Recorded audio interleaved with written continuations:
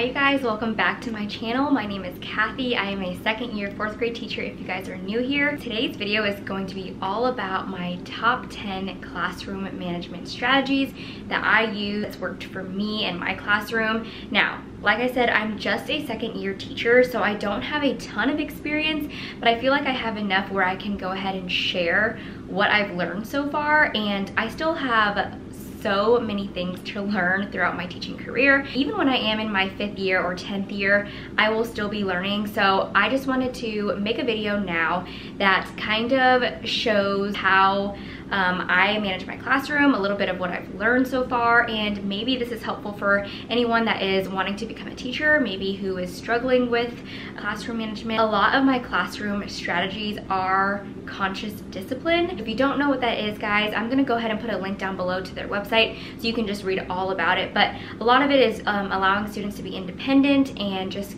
showing them different life skills that they'll need to learn, allowing them to regulate their own emotions, also providing tips for adults to regulate their own emotions first so that they can actually handle a classroom on their own. I hope you guys enjoyed this video. I hope that it's helpful for you. Please let me know down below if you have any questions or if you try any of these things and they work for you, or if you have anything that you could add down below to help any other teachers out that you guys use. That would also be really helpful. So thank you guys so much, and let's jump into the video. I went ahead and made a giant list on my phone of what I want to talk about. These are things that I am using daily. These are things that are very prominent in my own classroom, so maybe this is going to be different for you, but this is a lot of what I use in my classroom that could be beneficial for anyone in their own classroom. It's not targeted toward like a specific behavior. If that's what you're looking for, this is not the video. It's more in general classroom management strategies that I just like to use.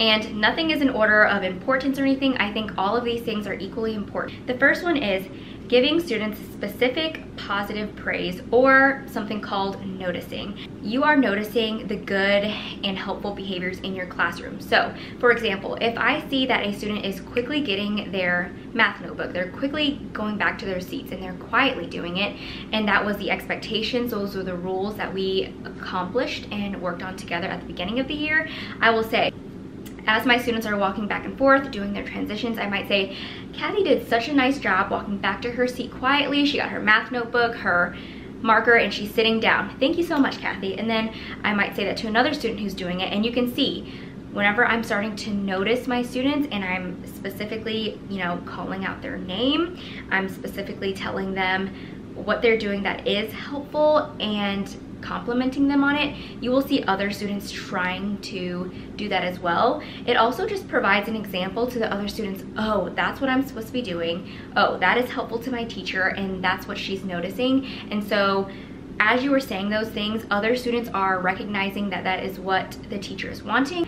So whatever it is that you feel like could be challenging or tough for your classroom, give those compliments to the students that are doing them, and then more students will do them. And if you see a student that has a hard time, with transitions, or has a hard time coming down to the carpet, try to pick out one small detail or thing that that student did really well, so that they know next time they're coming down to the carpet quickly and quietly, you're gonna compliment them, and they're gonna expect that compliment, and they're gonna continue doing it, and they're gonna continue, doing that helpful behavior that you are pointing out, if that makes sense. So my main tip for that was just to be specific. So make sure you say their names.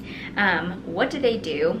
And how was it helpful? So you went and got your math journal quickly and quietly. That was really helpful because now we can get started really quickly. Tip number 2 is being assertive with what you want your students to do.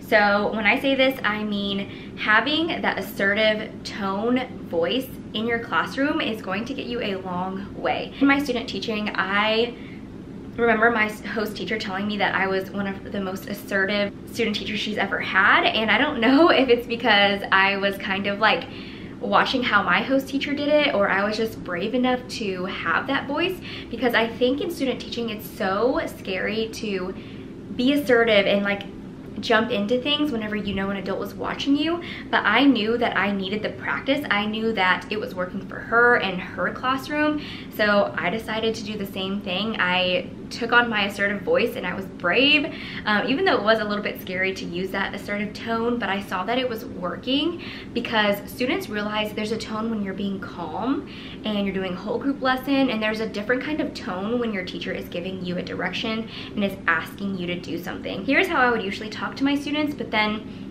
whenever I want them to do something, I will say, Kathy, I need you to get your notebook out right now. We're about to start writing, so please grab your pencil. Please get started. Being clear, being assertive, being firm on what you want them to do, because I'm not giving them right now a choice to start writing. I'm telling them to write. And so when they know that voice comes on, they know, okay, Miss Kellogg is asking me to work. She's asking me to do this, this, and this.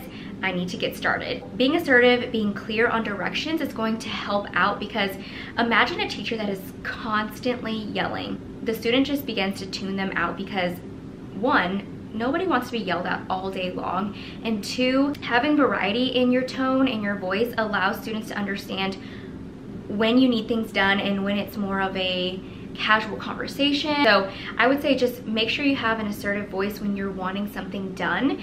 And if I have a student who is having a hard time getting started and they're being defiant or they're fighting me on their work, I will just say, hey, I'm asking you to get writing done because that's what we're supposed to be doing right now. If you choose not to do it, there will be consequences later. You know what those things are, and I'm asking you to get it done now because I don't want you to miss out on these things later on.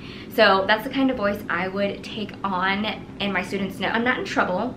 Miss Kellogg is not yelling at me. She's telling me to do something and she's being assertive about it because I am the adult. I am the teacher in the classroom, and my students know that whenever my voice turns on, I mean business. Tip number 3 is give your students choice.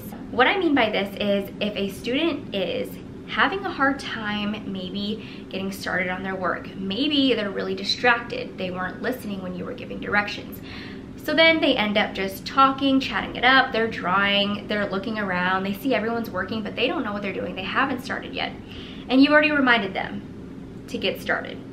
And they're still talking, they're still drawing, or whatever it is that they're doing. They're just not doing the work, right? So after you've reminded them a few times, I'm not gonna call them out just yet. I kind of am just observing. I'm kind of looking at who's getting started. I compliment the students that get started quickly. So I'll say, oh, I love that Kathy got started super fast. She's already writing. I love that she's got her title down. Specific praise once again. And then kind of I see some friends who aren't getting started yet. But then I have a few students, or maybe a couple students, who still haven't gotten started. They're just goofing off, doing whatever it is that they want to. So I'll say, hey, so-and-so, notice you haven't gotten started yet. What can I do to help you? So first off, just asking them. They might even say, okay, I'll get started now, or I don't know what's going on. They might tell you that. Otherwise, they may not say anything and they just continue to goof off. Then I will say, okay, so-and-so, I'm now going to give you a choice. I see that you're really distracted at your seat. So your choice is, you may either sit at my back table or you can sit here on the carpet. I can come help you if you're needing help. But right now you're showing me that you're not ready, so I need you to make a choice really quickly. I go off and I do something. I wait maybe 30 seconds. The student either makes a decision or they don't. If they don't, I say, okay, I gave you a choice. Your choices were to come at my back table or your choice is to come sit at the carpet. What is your choice? I'm kind of more one-on-one talking to them. And then, you know, I give them a wait time and then I say, okay, I'm gonna give you that choice. If you don't make one, you will be losing minutes at your recess later. Which do you choose? And usually whenever I give them that final straw, like, hey, I asked you twice, I gave you 2 choices, you still haven't done it, so now since you're wasting my time, I will be wasting some of yours later on. And it doesn't have to be an extra recess thing. It could be something that's an incentive later on in the week that I'm taking away. Or it could be an incentive that the student gets at the very end of the day that I'm taking away. Whatever works for your classroom. Mine is I take minutes off of their extra recess, but I don't take their whole recess away. And so finally that student makes that decision. The important part of whenever they choose one of those choices that you gave them is that you compliment them right away. So I'll once again say their name. Hey, so-and-so, I really like that you made that choice. It's really helpful for you to get your work done and so that you don't have to lose your extra recess later. Thank you so much. Complimenting them on what they did, how it was helpful, and then thanking them will help them understand that I was independent in my own choice and I got complimented on it. it gives them that independence in knowing that I made that choice myself. So I like giving choice for that reason, and then I don't have to waste my time yelling at the student or being negative, because I know the student wants to start on their work. They just don't have the resources to tell me. Usually when I'm done complimenting them, I'm a very touchy kind of teacher person, so I like to just give them a fist bump. I like to give them a high five, and I feel like a lot of my students realize, okay, Miss Kellogg is proud of me for making that decision. She's making a connection with me, and I don't know, it's something so small and something that you may think, geez, that is such a waste of time, like a waste of breath, and like it's hard for me to get everyone else started when I'm worrying about like 1 or 2 students who aren't getting started. But once again, I'm creating a classroom community, and I don't think that I waste time. It's never wasting time whenever I feel like I'm getting my classroom management together and put in place. So even though it takes a while and it may be a few steps, I like doing it because I know in the long run it's going to help me, it's going to help my students just become more independent in the classroom, so that they do know what they're doing and they know my expectations without me having to remind them multiple times.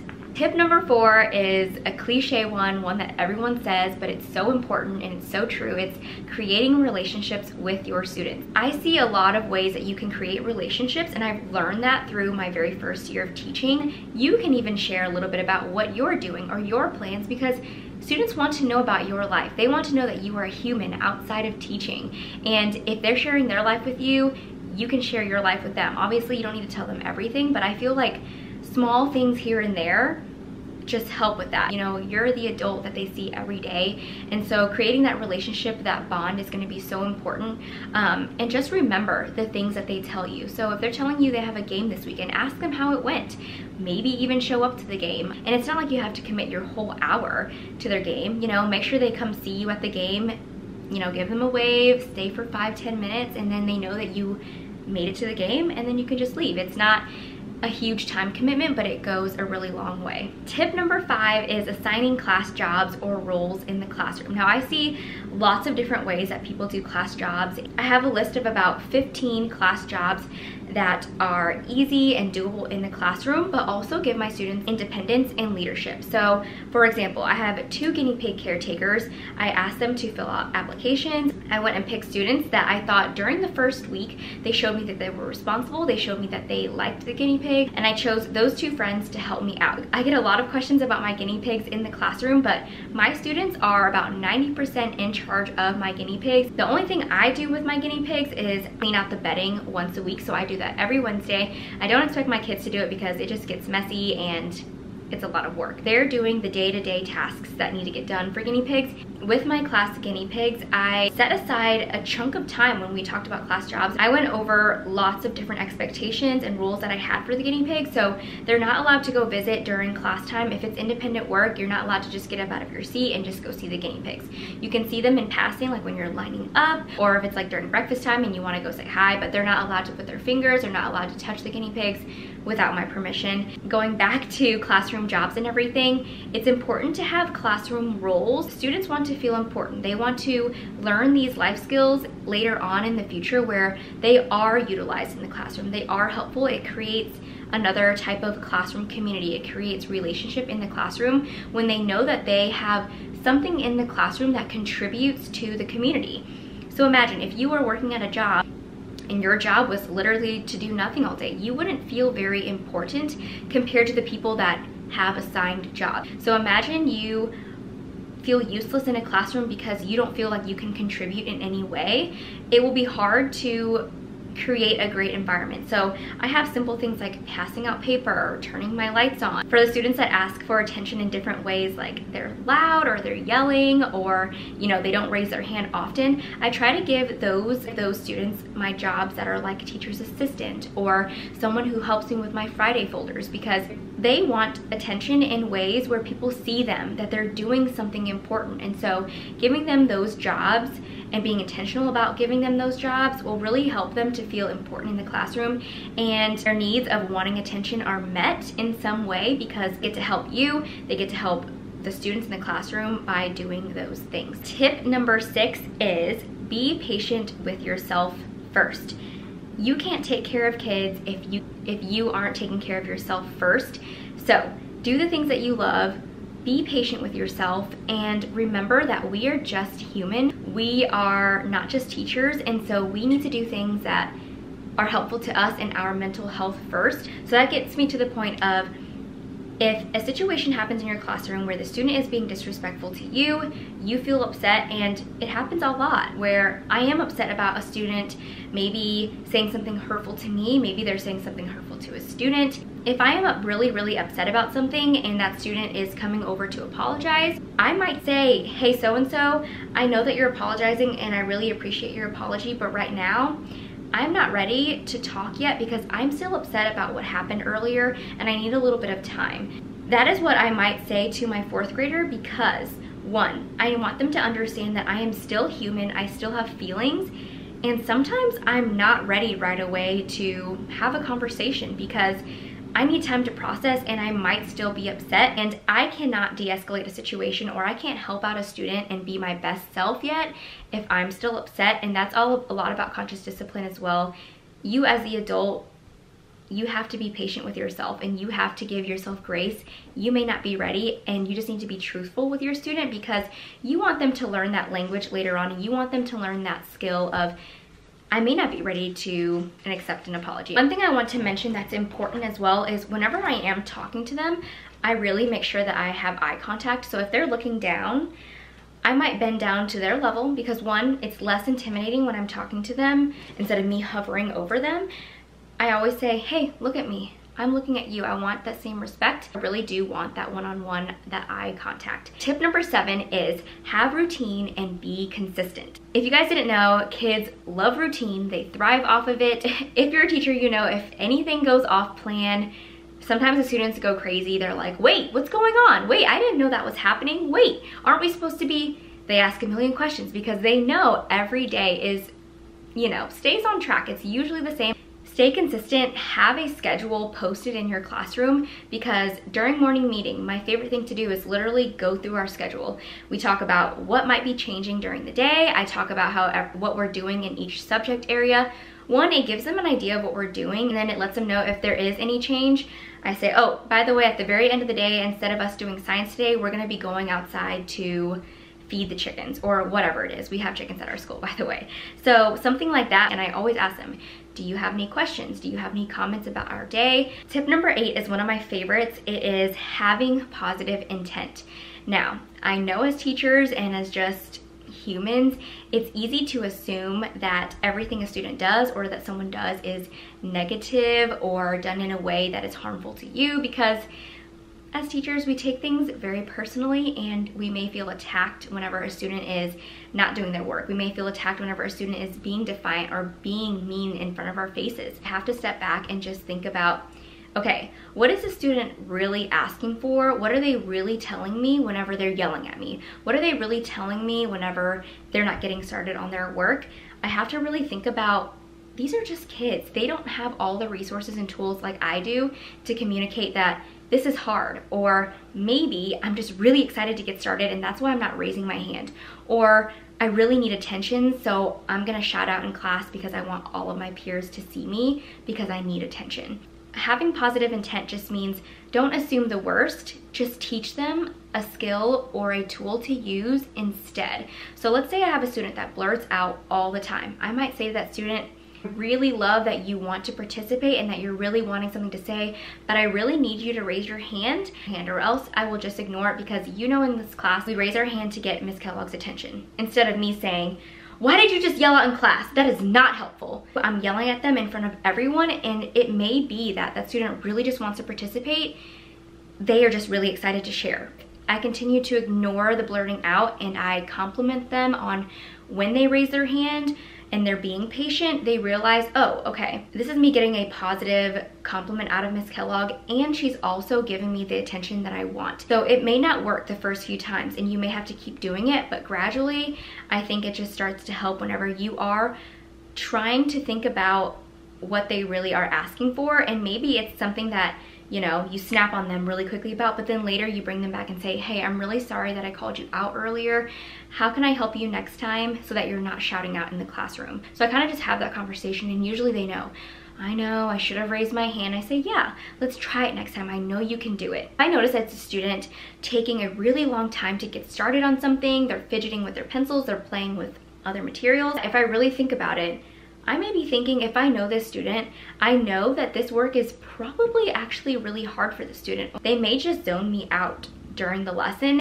I really try to make sure that I know my students are with me and that they're listening, but I know it's also really challenging for my students who have no idea what I'm talking about. And so I can't automatically just assume the worst about that student. I have to know, okay, that student just needs a little bit of extra help. Once again, it's something that's really time consuming. It's something that you really have to think about, but I feel like it has helped so much in getting my students who are having a hard time to actually get something done. Because I could just say, well, that student doesn't want to work, I'm just going to take the recess away later.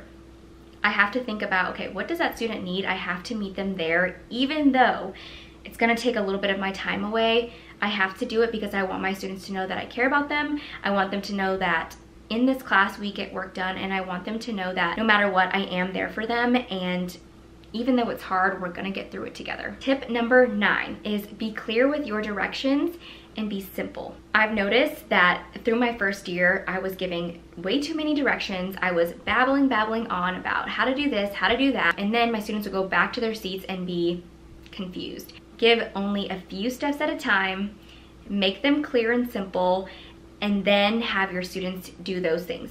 So for example, during my transition times, we have practice at the very beginning of the year on what they need for math. So during math, I'll say, okay guys, go get what you need for math, because we have already gone over the 3 things that we need. It's the same thing every day, going back to consistency. We need our math notebook, we need our whiteboard, we need our marker, and that is it. So I'll say, okay, everyone go get what you need for math. My first 2 tables, please go do those things. Once I see those 2 tables that I called going up there quickly and quietly, I'll say, ooh, look at Team Schnauzers. They went and grabbed their things quickly and quietly. Let's go see if another table is gonna do that. And one more thing that really helps with my transitions is you may think, oh my gosh, it's so annoying. My kids are getting up, they're going to grab things, they're being loud. Kids need movement. They want to move. These bodies are always moving. They're so energetic. Even in 4th grade, even in 5th grade, I will say, okay, it's time to get up. We're gonna go get our things. 1, they need practice with transitions and just being effective, getting what they need and then going to sit right back down. And number 2, they need to move their bodies. So then whenever math finally does start in a few minutes, they got some movement out. That's what's helpful for them. I've realized during what times of the day I need to just stop and do a quick brain break. I notice these things, especially whenever we're doing morning meeting and they've been sitting down at breakfast all morning. I will do a brain break right after we are done with morning meeting, because at that point they've been sitting for at least 45 minutes to an hour. I feel like they're getting anxious. I really want them to be focused and ready for my first subject of the day, which is writing. And so I'll do a quick brain break then. They get their movement out, they get their wiggles out, they get all their chats out during those 5 minutes that I'm assigning those brain breaks. And then whenever it's time for writing, they're more focused. One of my rules for brain breaks is everyone has to participate. You can walk around the classroom, you can jump in place, as long as you're moving your body. A very last tip that I have for you guys is ask questions to your students and actually listen. Putting trust into your students, because that's what they really want in the end. When you ask them questions and you get their input, they realize that their opinion, everything that they say is important. It is contributing to the classroom. Allowing them independence is 1, teaching them a life skill, and 2, it shows them that you value their thoughts and you value how important they are in the classroom, and that creates a sense of leadership, and in turn just creates that classroom community, which is really important in my classroom. Remember, having a student who was just like, math is so stupid, this is so hard. You know, we were doing multi-digit subtraction, and yeah, it's hard, regrouping and everything. And yes, I could have gotten on that student while he was saying, this is so stupid, this is so dumb, I don't want to do this anymore. All I said was, I get it, it's so hard, you guys. I totally understand that this is hard. Math is also really hard for me too, but I'll work with you one-on-one. I'll just mention it, because I know that when they're saying math is really dumb, they're really saying math is really hard. I don't get it. I will literally ask my student, do you feel like this is getting hard? Is that why you feel like it could be silly right now? I'm asking them questions to get a better understanding of why they think math is dumb or math is stupid. And usually I will get the truth. They will say, it's just hard, or I don't get it. I don't get what's going on. And I'll say, okay, thank you so much for letting me know. Now I know that I can help you. Let's work on it together. I realized that those students, all they needed was just a little bit of my guidance. They needed me to just kind of re-explain things a little bit slower, or maybe in a different way. I just had to be patient with them. And so I know that some students just have different needs. It's hard for some students to follow a whole group lesson while I'm on the whiteboard. So I can't force them to understand something right away. I just have to say, they need my help. I have to figure out a way where I can help them so that they can succeed. And it may take a lot longer than the students that are independent, but my independent students are out there working while I'm working with the students who need maybe just to practice subtraction problems together on the whiteboard. And that's all they do for the rest of math. And then the next day I'll say, hey, how about you try the math journal now on your own? Try these 2 problems really quickly. Once you're done, then you're done with your math journal. I have to just meet them where they are, and I have to listen to them. I really sympathize with those kids that get frustrated during certain subjects, because I was also that student. And just tying everything in, I know everything that I'm saying is going to take a lot of time to just get used to. It's going to take a lot of time out of your day, but the classroom will run so much smoother. Your students will know the expectations. Your students will know and respect you better because they know that you care for them. They know that you have high expectations that need to be done. That's the main goal at the end of the day for me, is that my students know that they are loved. My students know that I love them because I set high expectations. They are a part of the classroom just as much as I am, and so I need their help doing all of these things. And when they do those things, I reward them. That is all I have for this video. I know it was a long one, I think, and I know it was a lot of information. So please let me know if you guys have any questions about anything, or if I'm not clear about something. I'll also put my Instagram name right here. I share a lot of behavior management strategies on my Instagram and just different things that I have in my classroom that are helpful. I love reading your guys' messages. I love reading your comments. Please make sure if you enjoyed this video to give it a thumbs up. Don't forget to subscribe because I'll be making more future videos. And yeah, thank you guys so much for watching. I will see you all next time. Bye!